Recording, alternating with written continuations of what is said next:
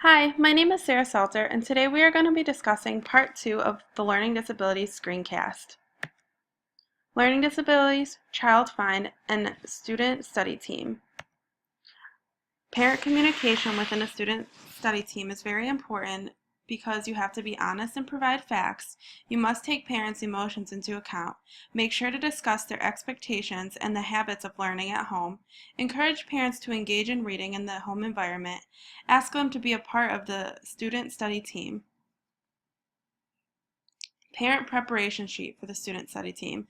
It gives a parent a chance to share their opinions and concerns of their child. This will also help the parents to feel as an inclusive part of the team, and it provides a chance for the teachers to become more familiar with the parents of the student. Predictable feelings and reactions that parents can have when approached about a student study team is shock, denial, anger, blame, guilt, resignation, depression, and acceptance. The student study team process. You gotta first gather data, plan strategies to assist the student with the resources of the general education process, monitor the student progress, build trust between schools and parents, and make referrals for formal evaluations when needed. The student study team sample summary sheet. This contains student information, including dates and meetings held, keeps track of strengths and actions, concerns, strategies, etc. of the student, and notes family background and any accommodations or modifications that is needed. Accommodations in the student study team. The SST decides accommodations that would be most beneficial for the student. Examples would be changing the student's seat, reading directions out loud or having them written, or even having another student read it to them, or shortening the assignments. Digital accommodations. These are items that will help the student learn and access classwork in a way that is more directed to their needs. They can include provision of a laptop to take notes, record lectures, complete given assignments. Even games on the computer can help with phonics and basic math and reading skills. Sensory accommodations. The following can help students manage their sensory information while focusing their brains and attention. Things like manipulatives, sensory feedback mats, alternate types of seating, learning disabilities, and the least restrictive environment. This law mandates that children within a broad range of disabilities are provided with FAPE in the LRE, or least restrictive environment, for the maximum extent possible. School districts then become responsible for accommodating and modifying to the specific needs of the individuals. Parental rights in the law. Parents can be involved in every step of the evaluation and planning process. They can require confidentiality of student records and require that all student records and documentation are kept on file with the school. Ronka v. Walter. A court case that concluded in the mandate to serve a child with a disability in a non-segregated environment when the necessary supports could be provided to make an appropriate setting. This law says that students cannot be removed from the general education setting simply because they need modifications to general education curriculum. Universal Education Vision Statement. This is a statement that contributes to the LRE, or least restrictive environment, because it honors the rights of students to learn together. Highly qualified provisions for this law are that schools must only hire qualified education or highly qualified education teachers.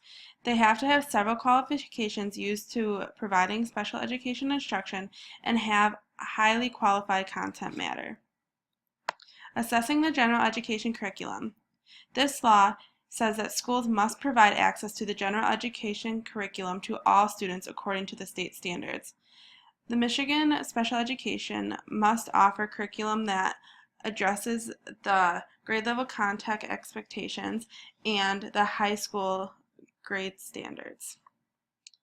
Section 504 in the least restrictive environment. This mandates that students that are placed away from the regular school, that the facilities, equipment, and programs are comparable to those available in regular schools. Learning disabilities, assessment planning. Multidisciplinary team process. A teacher or other professional tracks data of a student's problem areas. They then schedule a meeting with the parents to review the diagnostic process. The evaluation, designed to examine several aspects of the student's performance, is then given by a team of professionals. Larry P. versus Riles, California, 1979, and IQ scores. Conflict arose that IQ scores were racially and culturally discriminatory. The courts decided that the intellectual ability of a black child must be measured by their personal history and development, adaptive behaviors, academic achievement, and classroom performance. Common intelligence quotient tests. The test or assessment chosen to assess a student's learning should be appropriate for the age and the ability level of a child and free of any cultural biases. An example of this is the Wechsler Intelligence Scales for Children. WISC is the Wechsler Intelligence Scale for Children. This contains many subjects that are subtests that test verbal and performance skills. They are individually administered. Academic assessments. Common academic assessments include the Bergans, which tests the readiness of a student's abilities in reading, language, and math for grades kindergarten through 9th. The Wechsler measures decoding and reading comprehension, spelling, mathematical reasoning and calculations, oral and written expression, and listening comprehension for the ages of 5 through 19. Wide Range Achievement Test 4 tests decoding, spelling, and arithmetic for ages 5 to 75. Observation. This is very important because it allows professionals to collect data that shows a student's progress, performance, activity level, language function level, perceptual speed, etc. Patterns of strengths and weaknesses. Discovering patterns of strengths and weaknesses is an important part of determining a child's needs within special education. Strengths may include skills at or above grade level, typical functioning compared to peers, etc.